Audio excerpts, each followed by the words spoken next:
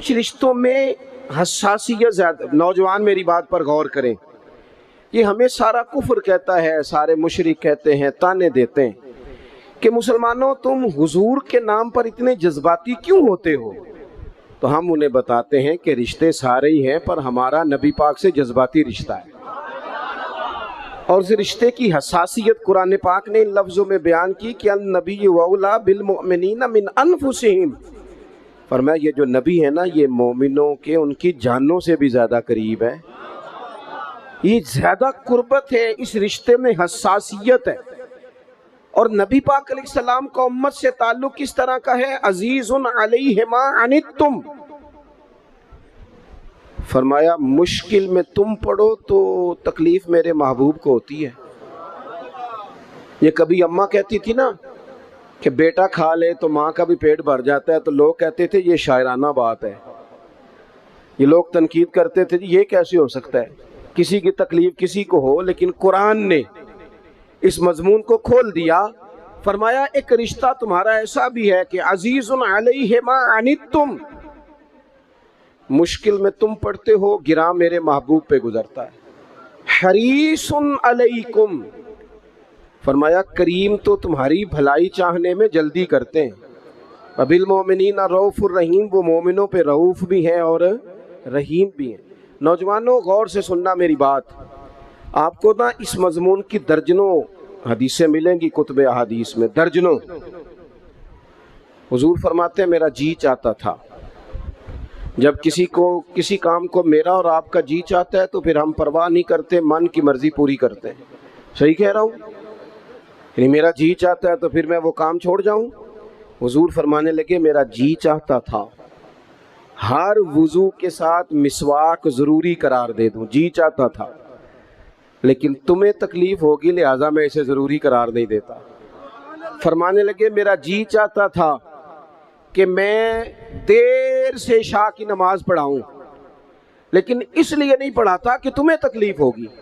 پھر فرمایا میرا جی چاہتا تھا کہ میں اپنی پوری امت پر تہجد کی نماز ضروری قرار دے دوں. پھر حضور قرار کیوں نہیں دی؟ تو بات کا مفہوم یہ بنتا ہے کہ حضور فرمانے لگے میں نے اپنی چاہت نہیں دیکھی، تمہاری نیند دیکھی ہے، تمہیں تکلیف ہوگی. حضرت سیدہ عائشہ صدیقہ فرماتی ہیں، صحیح حدیث میں موجود ہے، فرماتی ہیں حضور کو امت کے حق میں دو باتوں کا اختیار دیا جاتا نا کہ یا رسول اللہ یہ والی چیز آپ کی امت پہ ضروری کر دی جائے یا یہ والی، تو سیدہ فرماتی ہیں جو چیز زیادہ آسان ہوتی حضور امت کے حق میں اسے اختیار کرتے، امت پر مشکل نہ آئے. حساسیت امت کے حق میں، نبی پاک کے دل میں حساسیت. یہاں تک بات آ گئی کہ حضور فرماتے ہیں میں امامت کر رہا ہوتا ہوں، دل کرتا ہے لمبی نماز پڑھاؤں. نماز کس کی عبادت ہے؟ دل کرتا ہے لمبی پڑھاؤں. لیکن فرمایا پھر کسی بچے کے پیچھے سے رونے کی آواز آتی، میں نماز مختصر کر دیتا ہوں کہ اس کی ماں نماز میں شامل ہے یا گھر میں سے کوئی شامل ہے تو تکلیف نہ ہو. حضور ہر جگہ امت کے حق میں نرمی کرتے، آسانی پیار کرتے. امت کی بات آتی، حضور نے جب لشکر روانہ کیے، قافلے بھیجے جہاد کے لیے یا کچھ لوگوں کو بعض صوبوں پر بطور گورنر تعینات فرمایا، تو فرمایا لوگوں کو خوشخبریاں دینا، لوگوں کو خوشخبریاں دینا، پریشان نہ کرنا، لوگوں پر آسانی کرنا، انہیں مشکل میں نہ ڈالنا. حضور امت پر آسانی کرتے، کیوں؟ اس رشتے میں حساسیت ہے. جب قرآن مجید کی وہ آیات نازل ہوئی نا جن میں سخت احکامات ہیں، تو محبوب کئی دن روتے رہے اپنی امت کی اس تکلیف میں کہ یہ دوزخ میں جائیں گے. کئی دن تک حضور نے آنسو بہائے. سارا کچھ جاننے والے رب نے پیغام بھیجا. حضرت جبریل حاضر بارگاہ ہوئے، یا رسول اللہ رب فرماتے ہیں پریشان کیوں ہیں؟ کہا اللہ نے سخت حکم دے دیا ہے، امت کمزور ہے، کیسا پورا کرے گی؟ اللہ کرے آپ کی پوری توجہ ہو جائے میری بات پر. آمین تو کہہ دیں، آمین تو کہہ دیں یار. اللہ کرے آپ پورے جاگ جائیں اور میری بات آپ غور سے سنیں، توجہ کریں. عزیز بھائی اس پر غور کرو. اس حساسی آج امت کو کہا جائے نا تو داڑھی شریف رکھ لے، اس میں حساسیت ہی نہیں آتی. وہ کہتے ہیں پیر صاحب آپ دعا کریں. تو میں کہتا ہوں جب آپ تنخواہ لینے گئے تھے تب تو نہیں دعا کرا کے گئے تھے. اس وقت بھی کہنا تھا مشکل ہو رہا ہے بینک تک جانا, تو میں تو نہیں جا سکتا, دعا کر دیں.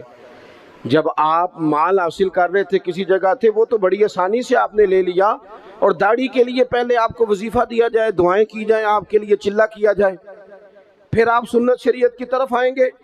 حساس رشتہ, رسول کائنات آنسو بہا رہے ہیں. کس طرح یہ امت حساب دے گی اللہ کے حضور؟ کیسے؟ بڑی کاہلی ہے ہمارے اندر, بڑی سستی ہے, ہم بڑی آزمائشوں میں. حضور جانتے ہیں جب محبوب کئی دنوں تک روئے, اللہ کرے امتی بھی کبھی کبھی حضور کی یاد میں روئے. ایک تو یہ ہماری محفلیں ہیں نا جن میں مجبور کر دیتا ہے خطیب, واعظ, نعت خواں, تو مجبوراً بھی سبحان اللہ کہنی پڑتی ہے. کاش کبھی گھر میں بیٹھے بیٹھے بھی دل کرے اور ہم کسی نعت خواں کے دروازے پہ اسپیشل جا کے دستک دیں اور اسے کہیں دل بڑا پریشان ہے, مدینے والے کی کوئی نعت تو سنا. کبھی ایسا بھی ہونا کہ گھر میں پیسے نہ ملنے پہ تو ٹینشن ہوتی ہے, اور کوئی مقدمہ آ جائے تو پریشانی ہوتی ہے, لڑائی ہو جائے تو ہوتی ہے. کبھی یوں بھی تو ہونا رات کو ابا جی رو رہے ہوں بستر پہ, اور بڑا رو رہے ہوں, اور تڑپ کے رو رہے ہوں. بچے آ کے اماں سے پوچھیں کیا مسئلہ ہے ہمارے ابا کو, کوئی پریشانی ہے, کوئی ڈاکٹر کو بلائیں, کوئی دکھ ہے؟ اماں کہتی ہے جاؤ تمہارے والی بات نہیں. بچے اصرار کر کے کہتے ہیں نہیں اماں بتا تو صحیح مسئلہ کیا ہے. تو اماں ٹھنڈی آہ بھر کے کہتی ہے پتر تمہارے باپ کو نا نبی پاک کا مدینہ یاد آتا ہے, جنوں ویکھ کے ٹھردیاں اکھیاں نے تے جنوں ویکھ کے ٹھردا سینہ ہے. ربا تیری ساری خدائی چ ایک ہی تے شہر مدینہ ہے. پیسے جتنے آگے جی نہیں بڑے نے انہاں سٹیو تہاڈی مہربانی. اسی کڈی سمجھدار قوم آ, پہلے آپ ہی کھلاری دینے پھر آپ ہی کٹھی کری دینے. کیسی بات ہے. غوث پاک کی محفل میں لوگ بندے گنتے تھے, توبہ کس کس نے کی. ہماری محفلوں میں لوگ نوٹ گنتے ہیں اور اسپیشل بندے رکھے ہوئے نوٹ گننے کے لیے. بس کریں یار, چھوڑ دیں, بڑا ہو گیا یہ کام ہماری. سنیں جی سنیں, اللہ خوش رکھے, اللہ آپ کو خوش رکھے. اور میرے بھائی اللہ جزا دے, سنیں ہمیں جو کچھ دین نے دے دیا ہے وہ ہماری اوقات سے پہلے ہی بڑا زیادہ ہے. تو یہ نوٹ شوڑ تو یہ تو بات ہی پیچھے رہ گئی ہے. سانو تخت ہزارے دی لوڑ کی ہے, نہ لکھی لگے شہر بمول دے نال, اسی اپنی بال کے سیکنے ہیں, سانو کی لگے کسی اور دے نال. یہ چھوڑ دیں یہ کام, یہ کوئی اتنا مناسب نہیں لگتا. اللہ جزائے خیر دے. آپ توجہ کریں کیا عرض کر رہا ہوں. تو شدید حضور سید عالم صلی اللہ علیہ وسلم رو رہے ہیں آزمائش میں. امت کی آزمائش کو دیکھ کر حضور رو رہے ہیں کہ امت آزمائش میں.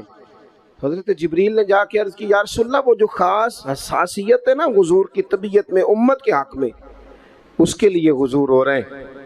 تو رب کریم نے کیا پیغام دیا؟ کہا کہہ دو محبوب سے جا کے وَلَسَوْفَ يُعْطِيكَ رَبُّكَ فَتَرْضَىٰ, محبوب رب آپ کو اتنا دے گا کہ آپ اپنے رب سے راضی ہو جائیں گے. راضی کیا جائے گا امت کے حق میں. اور حضور فرمانے لگے جب تک ساری امت جنت میں نہیں جائے گی میں نے راضی نہیں ہونا. حضور کا یہ رشتہ حساسیت والا ہے. اور چونکہ ہمارے پاس تو اب ہم بعض دفعہ لگتا ہے کہ زیادہ عالم ہو گئے لوگ, تو ہماری دیواروں پر نا, اسکولوں کی دیواروں پر انگریزوں کے قول بھی اب لکھے ہوئے ہیں.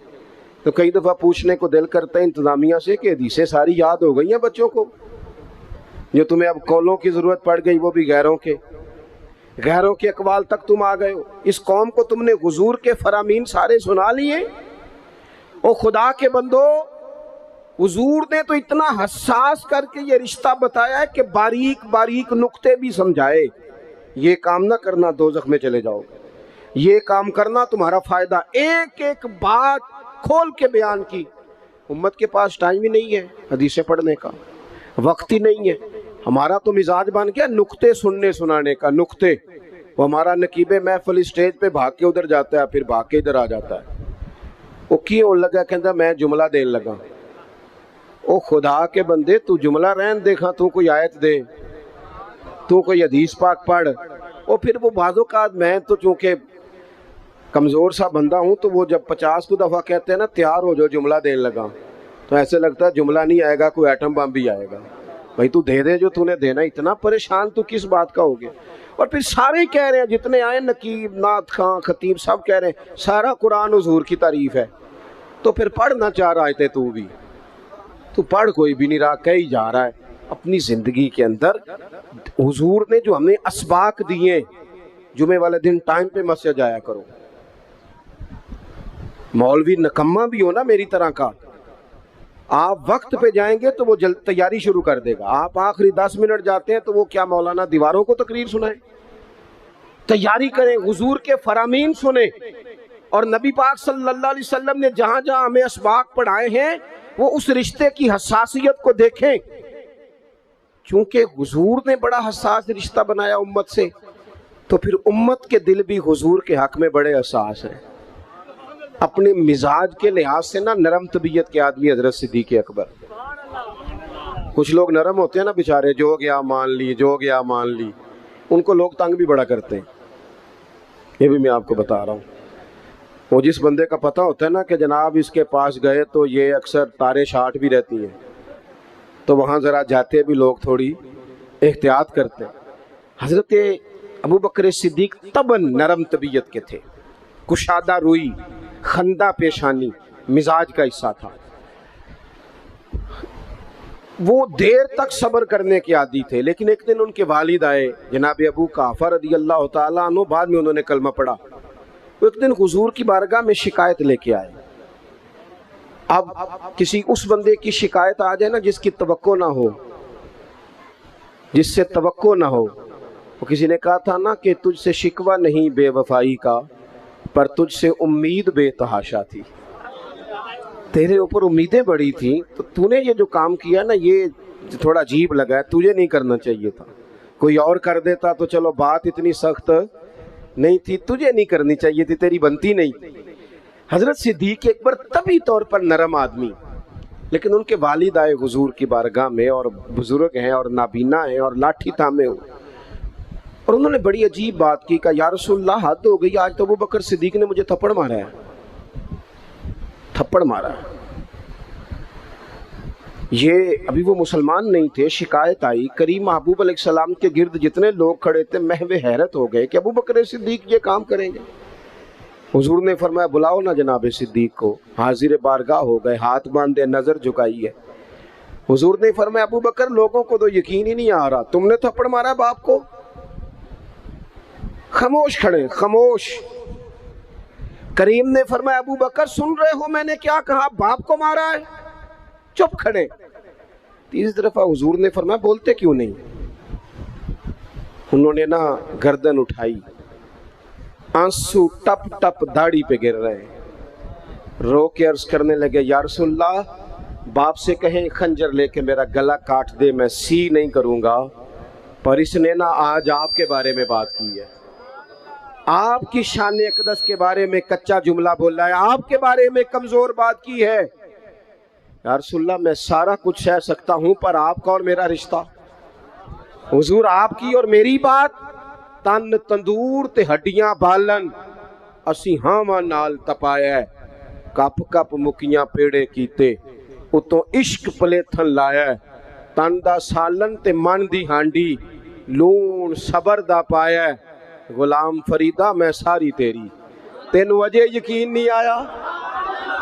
फरमाने लगे, अर्ज करने लगे या रसूल अल्लाह सल्लल्लाहु अलैहि वसल्लम, इन्होंने आपके बारे में बात की है, शुक्र करे मेरे हाथ में तलवार नहीं थी, वरना मैं बाप का सर काट देता।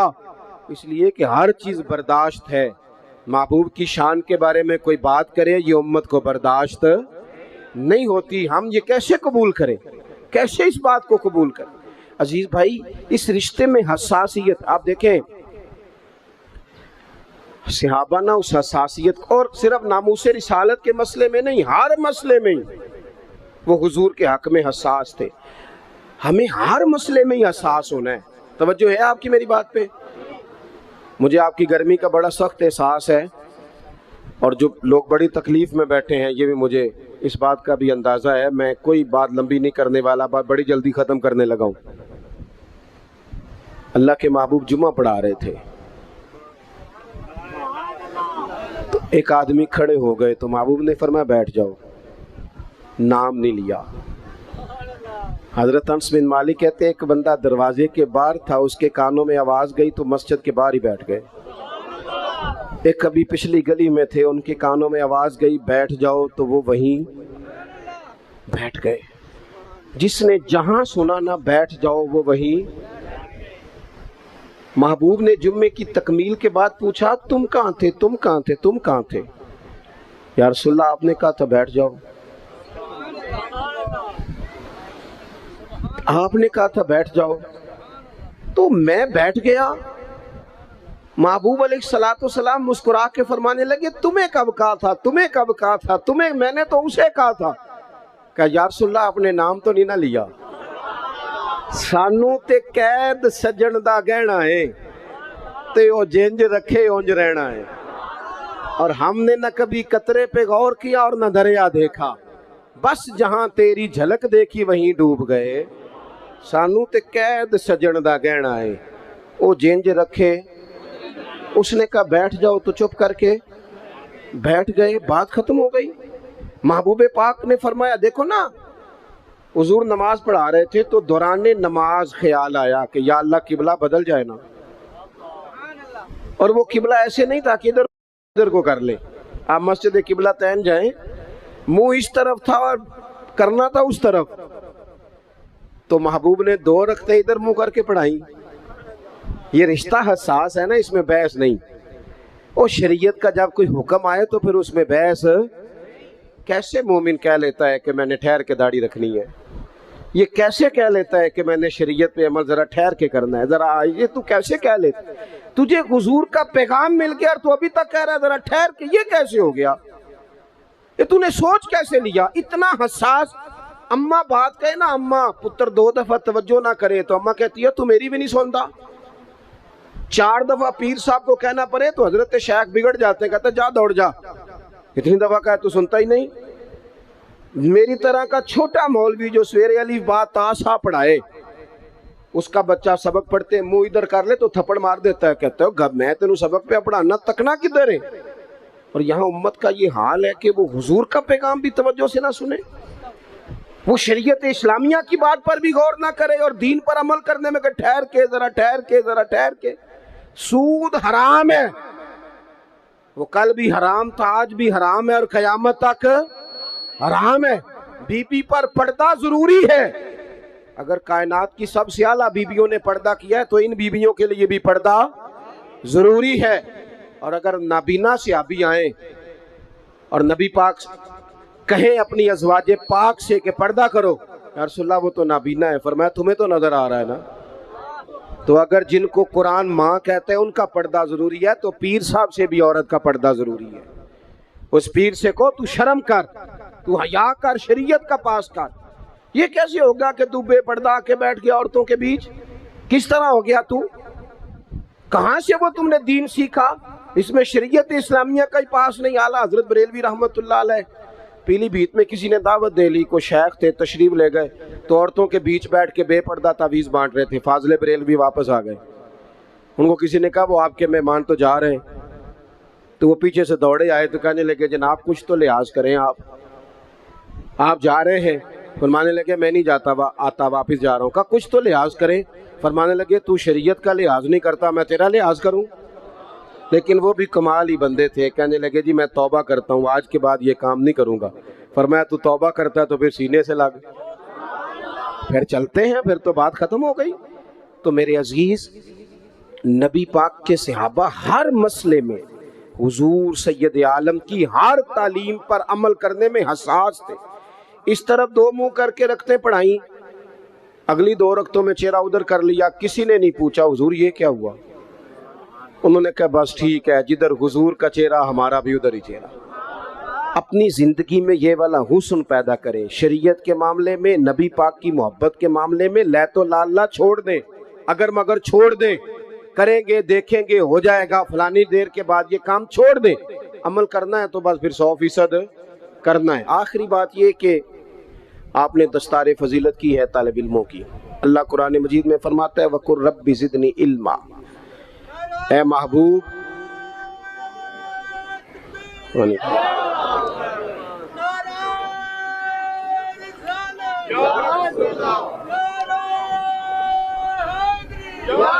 माशाअल्लाह। अल्लाह करीम ने महबूब पाक अलैहिस्सलाम से कहा कि ऐ महबूब आप मेरी बारगाह में अर्ज़ करें, आप मुझसे दुआ करें, क्या? रब्बी ज़िदनी इल्मा।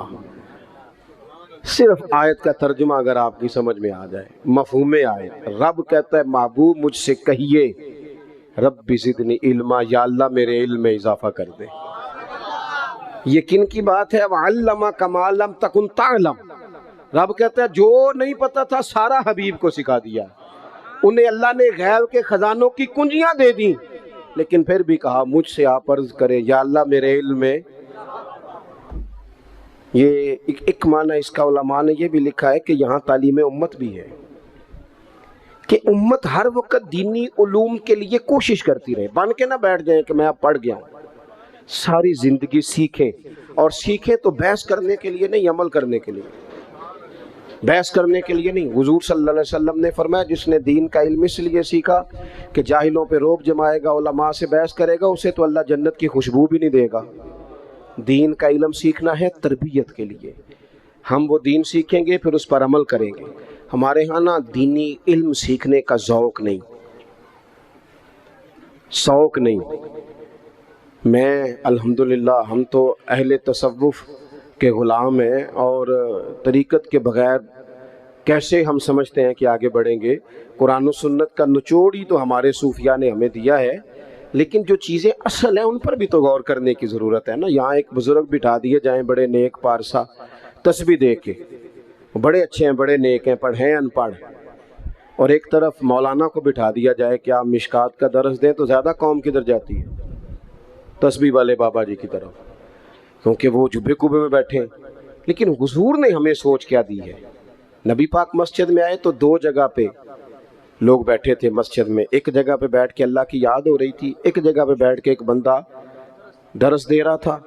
हुजूर दोनों के बीच खड़े हो गए, फरमाया दोनों महफिलें खैर वाली हैं। लेकिन फिर फरमाया चूंकि मैं उस्ताद बन के आया हूँ, लिहाजा हुजूर वहाँ बैठ गए जहाँ दीन पढ़ाया जा रहा था। और मेरे भाई, जिस तरह तस्बीह में सुभान अल्लाह पढ़ना सवाब है ना, इस तरह वुजू के मसले सीखना भी सवाब है, गुस्ल के मसले सीखने का भी सवाब है। खुदारा इसको भी समझो। अगर आप तरीक़त के वो भी ज़रूरी है, ज़रूर पढ़ो, वो भी छोड़ दिए लोगों ने, लेकिन सुबह जो दर्स दिया जाता है मस्जिद में उसे भी सुनो, उसमें भी नफ़ा है। दीनी उलूम का मिजाज, दीनी मदरसों में बड़ी तरजीहात की ज़रूरत है, बड़ी तब्दीलियाँ चाहिए। मैं अक्सर दोस्तों से कहता हूँ कि मदरसों से सिर्फ चंदे का रिश्ता न रखें, मदरसे में जाया भी करें, वहाँ आप गौर भी करें कि खाना किस तरह का पकता है, तलबा के आराम की क्या सहूलियात हैं। जहाँ तब्दीली की हाजत है वहाँ हमें करनी चाहिए। लेकिन ये कि आज भी सबसे कम खर्च में सबसे ज़्यादा पढ़ाई जहाँ होती है वो मदारस में होती है। कम से कम खर्च में यहाँ अपने दीनी मदारस को मजबूत करें बराए मेहरबानी। और मदारस के जो तुलबा हैं बिलखुसूस उन पर हमारे यहाँ अजीब हाल होता है। हदीस पाक सुनाई जाती है कि तालिब इल्मों के पैरों के नीचे फरिश्ते पर बिछाते हैं। फरिश्तों ने तालिब इल्म के पैरों के नीचे पर बिछाए होते हैं, और कमेटी वालों ने उसी तालिब इल्म के ऊपर खाल रखी होती है कुर्बानी की। भाई आप तो हदीस सुना रहे थे कि इसके पैरों के नीचे फरिश्तों ने पर बिछाए हैं, तो आपने क्या बिछाया? कुर्बानी की खाल। ये जो सदर साहब बने हुए हैं वो क्यों नहीं उठा के ला सकते? सेक्रेटरी साहब क्यों नहीं उठा के ला सकते? मैं तो सालों से कह रहा हूँ, अपने मदरसे के तालिब इल्मों को हमेशा कहता हूँ कि कोई ज़रूरत नहीं आप घर जाएं, कोई हाजत नहीं कि आपसे कोई भी काम करा जाए, कतन नहीं, ये मिजाज ही नहीं। आप अपने अपने घर जाके ईद गुजारें। हाँ, कुछ अरसे से मुझे पता चला कि बाज़ घरों में बड़ी गुर्बत है, तो वो उस तरह के कुर्बानी के गोश्त के भी जायके गरीबों को नसीब नहीं होते, क्योंकि वो भी असी जानने वालिਆਂ ਨੂੰ देना ਹੁੰਦਾ ना।